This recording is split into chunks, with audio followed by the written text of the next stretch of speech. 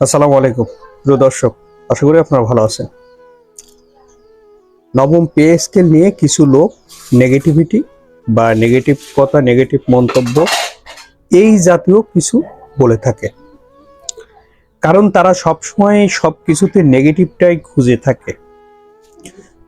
কিন্তু আপনারা ইতিমধ্যে দেখেছেন যে জনাব আমির খসরু মাহমুদ চৌধুরী উনি ঘোষণা করেছেন যে পে স্কেল উনি বাস্তবায়ন করবেন যে কোনোভাবে। এটা কিন্তু ওনার কথা না, এটা কিন্তু জনাব তারেক রহমানের কথা।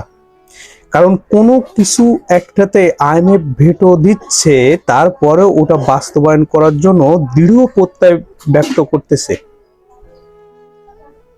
তাহলে এটা কি একজনের সিদ্ধান্ত হয়, শুধুমাত্র অর্থমন্ত্রীর সিদ্ধান্তে? না, এটা জনাব তারেক রহমানের কথা। কারণ জনাব তারেক রহমান তার নির্বাচনের আগে যে কয়টা প্রতিশ্রুতি উনি দিয়েছেন জনগণকে, প্রত্যেকটা প্রতিশ্রুতি উনি রাখবেন এবং সেই লক্ষ্যে উনি কাজ করবেন বা করতেছেন। যেহেতু জুলাইয়ের 1 তারিখ থেকে নবম পে স্কেল বাস্তবায়ন কার্যকর ধরা হয়েছে, ওই 1 তারিখ থেকে কার্যকর ধরা হবে এবং এই সময় লাগতে পারে, কারিগরি কিছু জটিলতা থাকার কারণে কিছুটা সময় লাগতে পারে গেজেট প্রকাশের এবং আপনার কার্যকর হতে।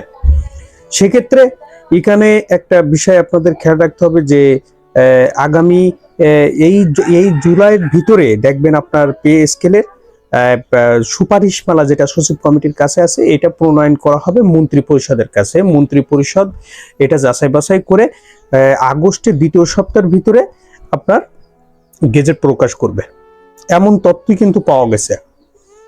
এখন মন্ত্রী পরিষদ ওখানে ঠিক করবেন যে কয়টা ধাপে এটা বাস্তবায়ন হবে। তবে সচিব কমিটি প্রস্তাব করেছেন 2 ধাপে বাস্তবায়ন করার জন্য, এবং এটাই যথোপযুক্ত এবং এটাই হয়ে থাকে, এবং বাংলাদেশের প্রেক্ষাপটে এটাই হলে ভালো হবে।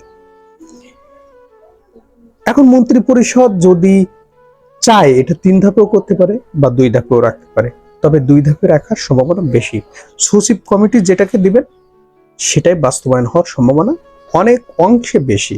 হয়তো কিছু জায়গায় কাটছাট হতে পারে, কিন্তু সচিব কমিটির সিদ্ধান্ত সেটা মন্ত্রী পরিষদ অনুমোদন বা ভেটিং করবেন, আইনি প্রক্রিয়া সমাধান করবেন এবং সেটার গেজেট প্রকাশ বা বাস্তবায়নের লক্ষ্যে কাজ করে দেবেন।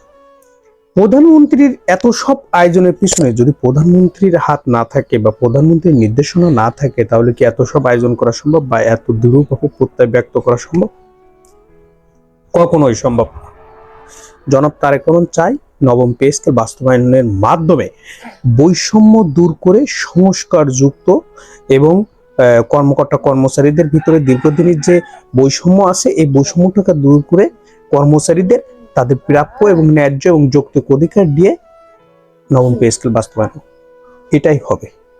এবং সেপ্টেম্বর না হলে অক্টোবর এই বকেয়া বিল সহ বেতন, আপনার বকেয়া বেতন সহ বেতন পাবেন, এটা নিশ্চিত থাকবে। প্রিয় দর্শক, ভালো থাকবেন। আমাদের ভিডিওটি ভালো লাগলে অবশ্যই সাবস্ক্রাইব করবেন।